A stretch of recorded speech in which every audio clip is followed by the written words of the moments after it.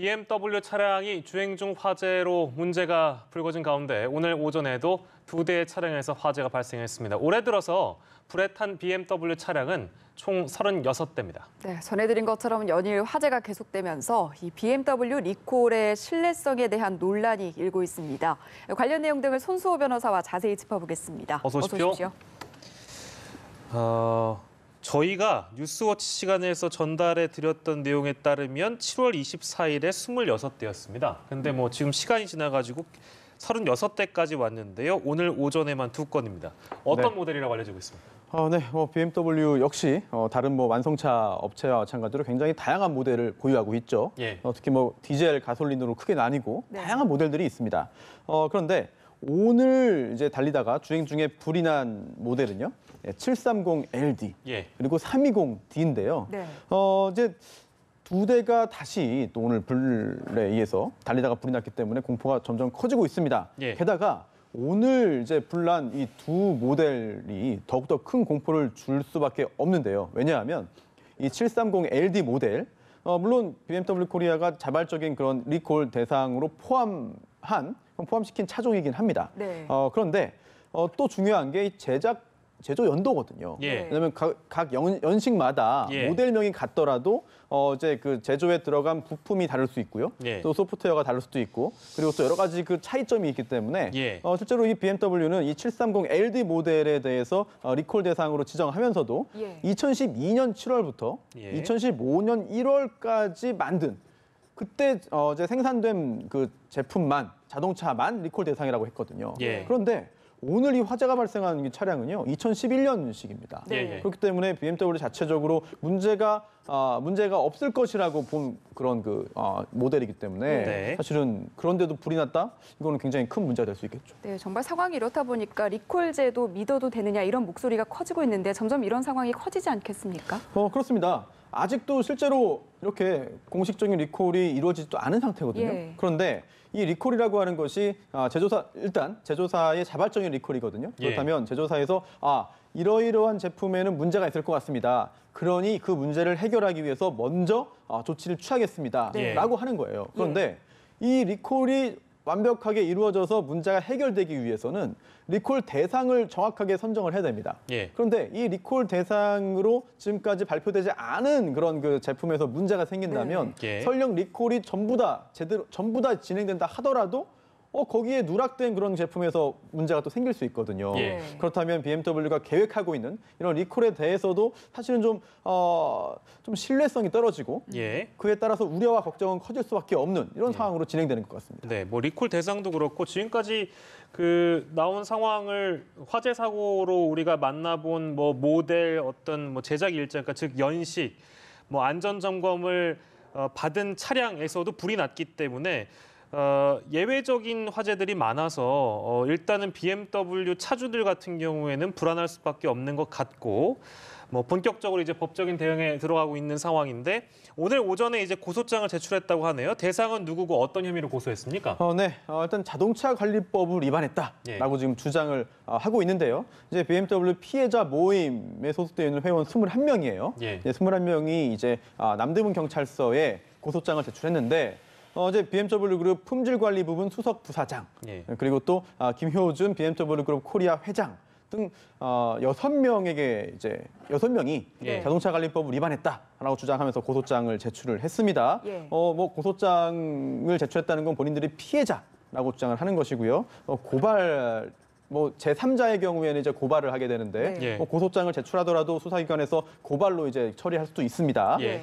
본인들이 적어도 그 해당 범죄의 그 피해자가 아니라고 본다면요. 그런데 이 고소장을 제출한 것 자체도 중요하지만 네. 사실 그 내용이 더욱더 중요합니다. 예. 이제 관련 담당 변호사, 고소대리인 변호사의 이야기에 따르면요. 이 BMW사가 사실 2016년부터 이러한 문제점을 이미 인식했을 가능성이 있다라고 예. 주장하는 건데요. 이 유럽에서도 화재가 발생했다는 겁니다. 네. 당시에. 그래서 이 화재 사례가 이미 다 보도가 되고 예. 또 BMW에도 보고가 됐는데 그렇다면 당시에 이미 해당 차량들의 문제점을 알 수 있었다. 예. 그리고 또 알고 있었는데 2년 반 동안 그에 대한 적절한 조치를 하지 않았다라고 예. 하는 것이고요. 이런 것들이 단순한 도덕적인, 도의적인 책임이 아니라 네. 법적인 문제가 있다고 하는 겁니다. 왜냐하면 지금 자동차 관리법이 굉장히 중요한 법인데요. 네. 이게 굉장히 다양한 그런 그 의무들을 자동차 제조사에게 주고 있습니다. 네. 네. 근데 그 중에 하나가 자동차의 문제가 자동차 제작자가 그 결함을 발견했을 경우에는요. 네. 은폐하거나 축소하면 안 돼요. 또 거짓으로 공개해도 안 되고 예. 즉시 이제 적절한 조치를 취해야 합니다. 예. 그런 의무를 자동차관리법 31조 제작 결함의 시정 규정을 두고 있어요. 예. 그런데 이러한 그 의무를 위반해서 결함을 축소하거나 은폐하거나 뭐 거짓으로 공개하거나 예. 아니면 결함 사실을 안 날부터 지체 없이 시정하지 않은 경우에는 형사처벌 가능한데요. 예. 예. 법정형은 10년 이하의 징역 또는 1억 원 이하의 벌금이거든요. 근데 일단 어느 정도의 처벌로 이어질지 여부를 떠나서 예. 소비자들이 공식적으로 법적인 문제를 제기하고 예. 또 민사상의 손해배상 청구를 한 것과 또 질적으로 다를 수 있거든요. 예. 이걸 만약에 이러한 그 주장이 인정된다면 형사처벌까지 이어질 가능성이 생기기 때문이겠고요. 예. 또 하나는 지금 국토교통부가 자체적인 여러 가지 조사를 진행을 하고 있습니다. 예. 네. 하지만 국토교통부가 수사기관은 아니에요. 네. 따라서 뭐 압수수색을 한다든지 기타 그 피의자로 불러서 여러 가지 이야기를 듣는다든지 네. 이런 점에 있어서는 제한이 따를 수밖에 없습니다. 네네. 따라서 오늘 이 고소장 제출이 신속한 수사당국의 조치로 이어져야 한다는 그런 소비자들의 그런 목소리를 전달하는 것으로 볼 수 저 있습니다. 반대로 하나 여쭤보고 싶은 게 있는데요. 네. 만약에 지금 이 차주들의 경우에는 그 고소한 대상들이 결함을 은폐한 의혹이 있다. 그러니까 강제로 수사해달라고 지금 요청을 한 거잖아요. 네. 그러면 만약에 이 그 고소 대상인 이런 어떤 임원진들이 이 차량의 결함을 알았다면 네. 실제 은폐해서 한국에 이 차량을 들여왔다면 네. 왜요? 무슨 자신감으로 들여옵니까? 사실 이러한 문제를 아는 상태에서 수입을 했을 가능성도 있고 예. 아니면 이미 수입을 해서 계속 판매를 하는 과정에서 이런 문제를 알았는데 예. 그에 따른 조치를 취하지 않았을 수 있습니다. 예. 또는 이미 다 판매를 한 후에 이 사실을 알았을 가능성도 있거든요. 예. 하지만 언제 알았는지 만약에 이 문제를 알았다면 인지했다면 그 인지 시점이 중요하겠고요. 예. 또 그 인지 시점에 따라서 어떠한 조치를 취한 것이 범죄인지 또 아니면 어떤 조치를 취하지 않은 것이 범죄인지 예. 이런 부분은 수사기관에서 가려야 하거든요. 예. 일단 오늘 제가 뭐 제출된 고소장을 직접 보지는 못했습니다. 네. 네. 하지만 굉장히 구체적인 그 BMW사의 어떤 그 범죄 행위를 적시하기는 어려웠을 것 같아요. 일단 왜냐하면 예, 지금 예. 뭐 BMW사가 또 특히 BMW 코리아의 관련자들이 구체적으로 어떤 범죄를 저질렀다라는 걸 지금 단계에서 이 소비자들이 다 파악하기는 사실 어려웠을 거거든요. 네네네. 예. 만약 파악했다면은 그 사실이 언론 보도를 통해서 나왔을 수도 있는데 예. 그렇다면은 일단 수사기관에 고소장을 제출을 해서 수사기관이 좀 적극적으로 움직여달라라고 네. 하는 수사를 촉구하는 의미가 담겨 있을 것으로 보입니다. 네, 네. 정밀 조사를 통해서 밝혀져야 할 부분이 상당히 많은 것 같고 이 상황이 심각하다 보니까 정부가 운행 정지 명령을 내리는 것을 검토하고 있는데 이게 실행이 가능한 건지 실행이 된다면 효과가 있을지도 궁금하거든요. 운행 정지 명령은 가능합니다. 예. 역시 자동차 관리법에 규정이 있기 때문이죠. 예. 그런데 그 주체가 누군지를 좀 살펴봐야 돼요. 네네. 자동차 관리법 제4장이 자동차의 점검 및 정비입니다. 여기에 규정이 많지는 않아요. 그런데 이제 37조에 점검 및 정비 명령이라는 게 있어요. 그런데 이게 주체가 장관은 아닙니다. 시장, 군수, 구청장이 예. 자동차 안전 기준에 적합하지 않거나 또는 안전운행에 지장이 있다고 인정되는 자동차 등에 대해서 정비 명령을 내릴 수 있는 건데요. 예. 또 임시 검사를 또 명하여야 하도록 하는 그런 그 예. 규정도 있어요. 그런데 지금 이 사안 같은 경우에는 사실 그 자동차 안전 기준에 적합하지 아니하거나 안전운행에 지장이 있다고 인정되는 자동차에 해당될 가능성이 현재로서는 존재합니다. 예. 네. 이제 시장군수구청장이 그러한 규정에 따라서요. 점검이나 정비, 검사, 뭐 원상복구를 이제 명하려는 경우에는 이제 기간을 정해서 예. 운행 정지를 함께 명할 수가 있는 건데요. 네네네네. 그런데 이 부분이 과연 지금 이 사안에 적용될 수 있느냐 예. 여기에 대해서는 좀 논란이 좀 있을 것 같습니다. 그러니까 일일이 규제하는 거에 한계가 있다 이런 목소리도 나오거든요. 그렇습니다. 일단 그 실제적인 부분에서 지금 그 진행자의 지적대로 과연 이게 실효성이 있느냐, 예. 또 피해자인 BMW 차주에 대해서 이러한 그 과도한 규제를 할 수 있느냐에 대한 문제가 있고요. 예. 또 법 규정상 보더라도 지금 이 규정이요, 이 규정이 이 자동차의 점검 및 정비 규정이 있습니다. 그 부분에 있어요. 그런데 예. 이게 과도한 튜닝이라든지 또는 정비를 할 때 해서는 안 되는 부분, 건드리면 안 되는 부분들이 있습니다. 예. 네. 이런 부분을 규정하고 있고 그런 규정을 어겨서 과도하게 그 자동차의 어떤 현상을 바꾸거나 또는 튜닝을 하거나 또는 뭐 어떤 그 조치를 취했을 때 이거를 원래대로 돌려놓으라고 하는 게 사실 이 규정 부분의 그 취지거든요. 예. 그렇다면은 이 제조사가 리콜 대상으로 리콜을 하는 상황에서 예. 과연 이게 이 규정을 적용하는 게 타당하냐라고 하는 점에 대한 그 법적인 그런 해석에도 논란이 따를 수 있습니다. 네, 그러니까 다수의 대중에게, 그러니까 즉 불특정 다수에게 어떤 예측 불가능한 피해가 발생할 거라는 위험 때문에 뭐 운행 정지 명령 이런 게 지금 검토되고 이 얘기가 나오는 거잖아요. 근데 실제로 리콜을 받거나 혹은 뭐 운행 정지를 시킨다고 하더라도 피해자들인 소비자 입장에서는 만약에 차를 못 타면 그 교통수단을 대체할 수 있는 대안이 없잖아요. 그렇습니다. 그렇기 때문에 좀 가정을 할게요. 전제를 할게요. 예. 이 규정을 지금 이 사안에 적용할 수 있다라고 네. 전제를 한다면 이제 자동차 운행 정지 명령이 나왔습니다. 네. 그런데 이 자동차 운행 정지 명령을 무시하고 예. 계속해서 운행할 경우에는 이 시장군수구청장이 자동차 등록 번호판, 자동차 번호판을 영치할 수 있어요. 즉 떼갈 수 있는 겁니다. 그렇다면 실제로 운행을 정말 할 수가 없는 게 되거든요. 번호판 네. 없이 운행을 어떻게 하겠습니까? 예. 그런 이론적으로 보면은 그렇게까지 거기까지 연결될 수가 있는 거예요. 네네네네. 네, 하지만 실제적으로 예. 과연 가능하겠느냐? 또한 설령 그런 상황까지 만약 그런 상황까지 간다면 예. 이 BMW 차주 입장에서는 여러 가지 금전적인 손해 등을 입을 수밖에 없죠. 예. 이거 그렇다면 그러한 손해를 이제 자동차 제조사에게 그렇죠. 결국은 청구할 수밖에 없는데 네. 만약 그렇게 된다면은 이 제조사 입장에서도 굉장히 큰 그런 경제적인 부담을 가질 수밖에 없게 되겠는데요. 그래서 나오는 게 징벌적 손해배상제 이런 거 아니겠습니까? 그렇습니다. 그런데 그 징벌적 손해배상제는 조금 전에 말씀드린 그런 부분보다 훨씬 더 클 수 있어요. 그렇죠. 네. 왜냐하면 조금 전에 그 운행 정지 명령 예. 또는 자동차 번호판 영치에 의해서 차주들이 그 자동차를 사용할 수 없다라면은요. 그 부분은 지금 있는 규정에 따라서도 손해를 다 배상받을 수는 있습니다. 그렇죠. 하지만 그 손해가 어떤 정도겠느냐? 네네네.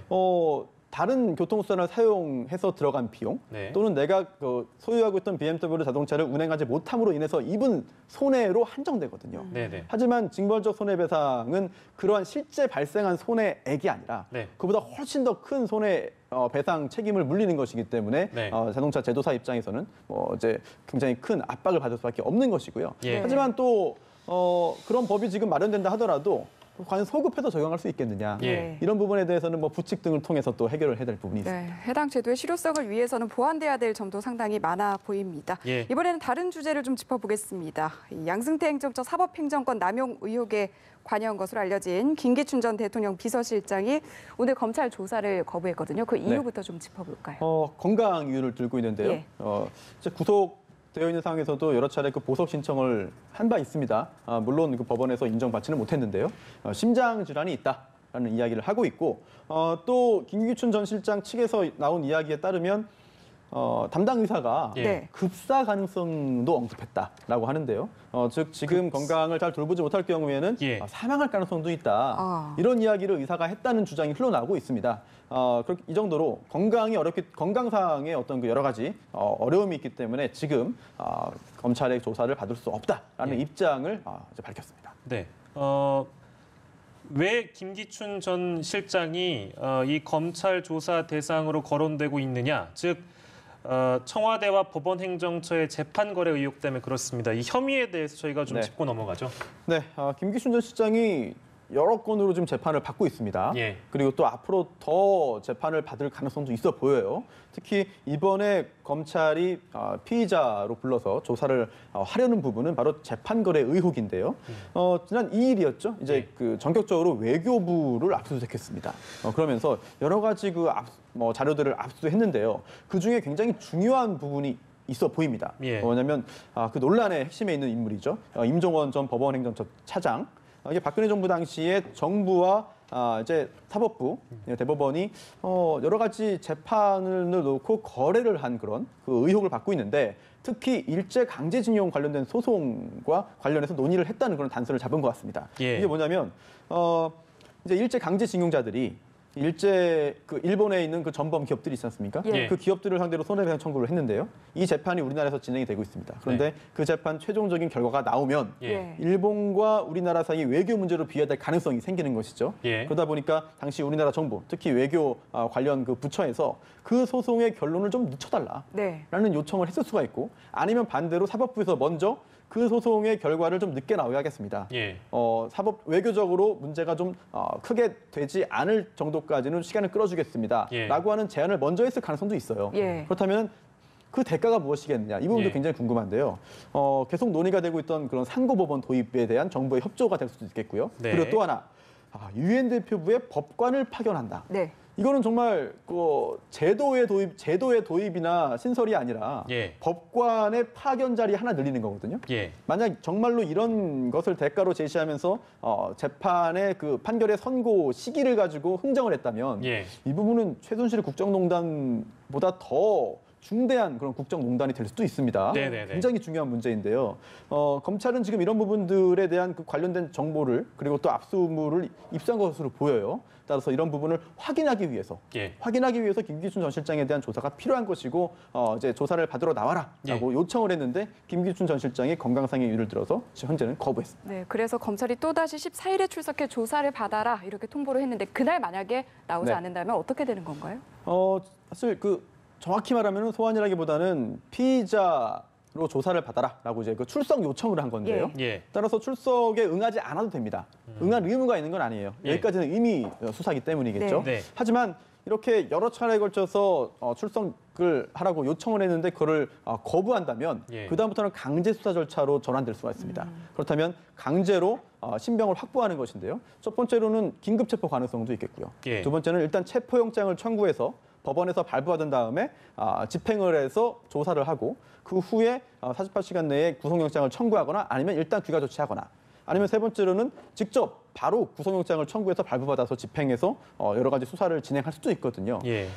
보통 일반적인 경우에 예. 뭐 2번, 3번, 4번 이렇게 검찰의 그 출석 요구에 응하지 않으면 예. 뭐 강제 수사 절차를 진행을 합니다. 예. 그렇기 때문에 김기춘 전 실장의 건강이 실제로 좋지 않고, 예. 그리고 또 주거가 뭐 일정하고 증거인멸의 염려가 없다 하더라도 예. 일단은 적어도 체포는 해서 조사가 진행될 가능성이 굉장히 높아 보입니다. 네. 그렇다면 정말 급사의 가능성이 있을 정도로 굉장히 심각한 건강상의 어떤 문제가 있는 상황인지, 예. 아니면 조사를 좀 뒤로 미루기 위해서 건강 상태를 좀 과장한 것인지, 예. 이 부분에 대해서도 좀 점검이 필요한데요. 예. 김기춘 전 실장의 변호인 측에서 굉장히 자세한 그런 그 건강 상태를 입증할 수 있는 그런 자료들 아마 제출했거나 또는 제출할 것으로 보이거든요. 네. 예. 그 부분에 대해서 검찰이 받아보고 판단을 할 텐데요. 예. 검찰이 그 체포영장의 발부가 필요하다고 해서 청구한다 하더라도 무조건 다 발부되는 건 아닙니다. 예. 또 법원에서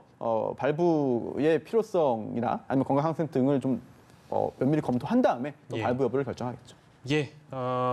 강제로 수사할지, 소환을 할지, 그건 저희가 좀 지켜보도록 하고요. 김기춘 전 비서실장에 대한 건까지 저희가 좀 살펴봤습니다. 오늘 두 가지 주제 놓고 손수호 변호사와 얘기 나눠봤습니다. 고맙습니다. 잘 들었습니다.